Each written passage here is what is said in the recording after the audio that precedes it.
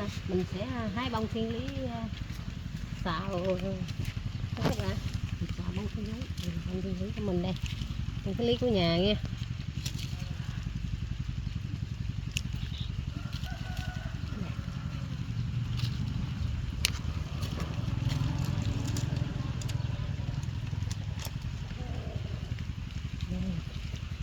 Rồi xào thịt bò là với thịt trâu mình là phải chê các bạn, ngon lắm, lẩu cũng ngon nữa.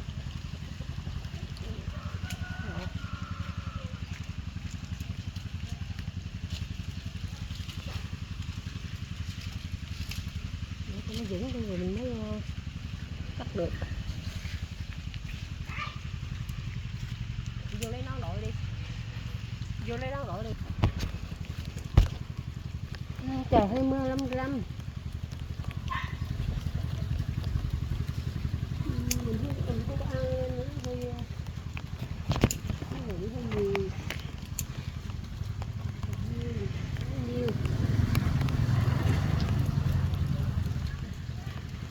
Dễ trồng đó các bạn, bông thiên lý dễ trồng đó. Cây mình cắt dây khúc khúc rồi mình ghim xuống đất lại đi, chỉ có cái nước vài bữa người nó bắt rễ là sống.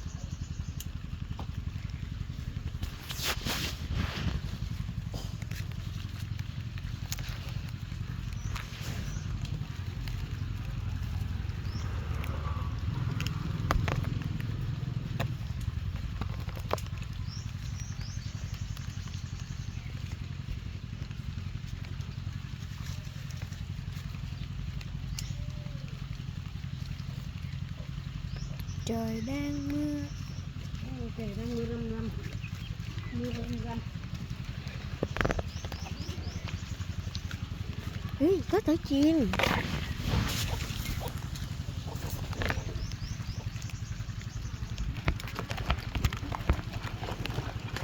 Cái tỏi chiên.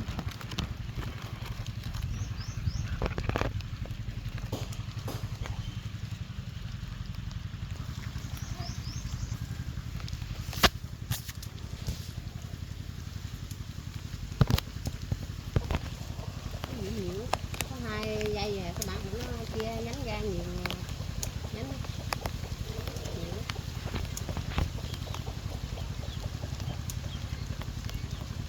Tí có.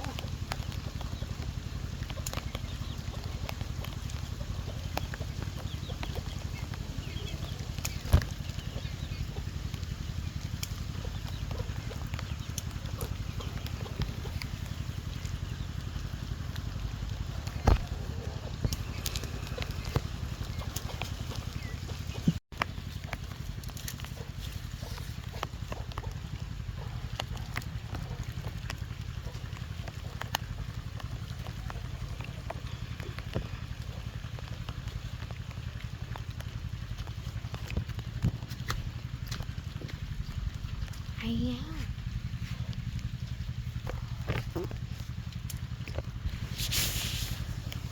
Thiên Lý ơi, em có theo lại đây không? biết chắn ngoài trời mưa giông nhiều cô đơn lắm mà.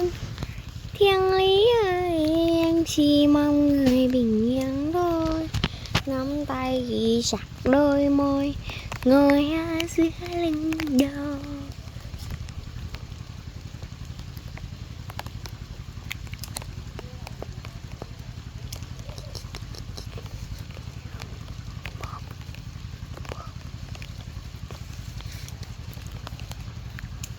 Thiên lý ơi em có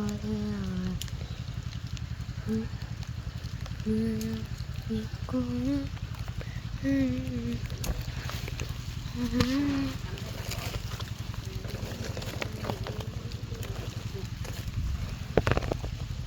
đây Nhiêu đây nè. Phủ em Thiên Lý. Đây, nhà chồng nha. Rồi, vô. Thiên Lý xào nha.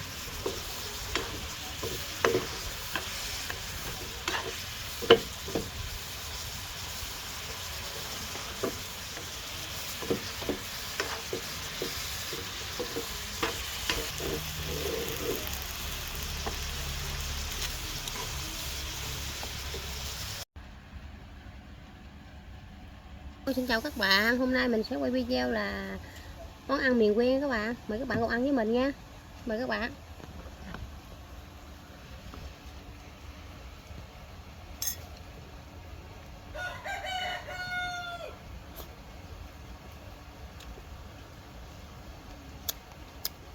Mới vào các bạn.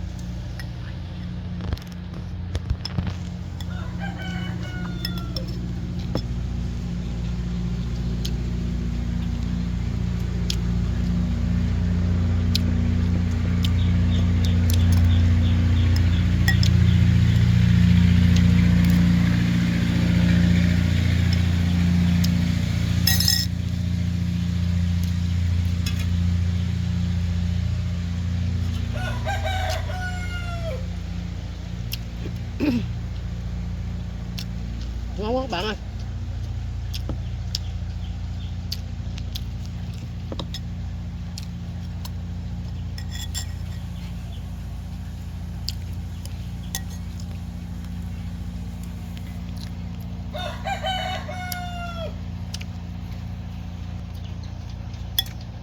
Mời các bạn thật thoải mình nha.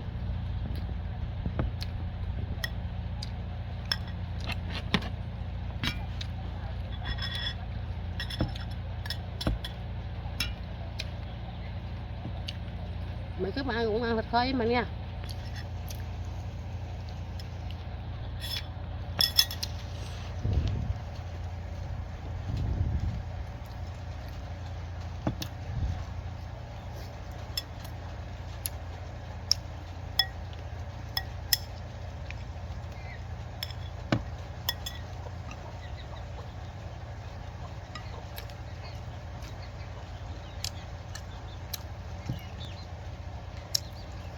Rồi bấm đi, vô lấy dĩa.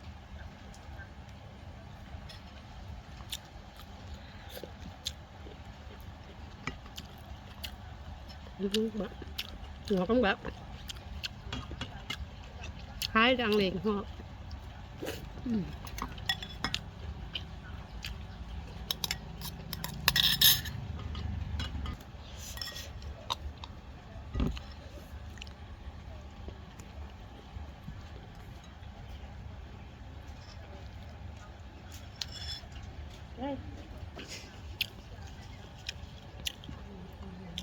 Video của mình tới đây kết thúc các bạn.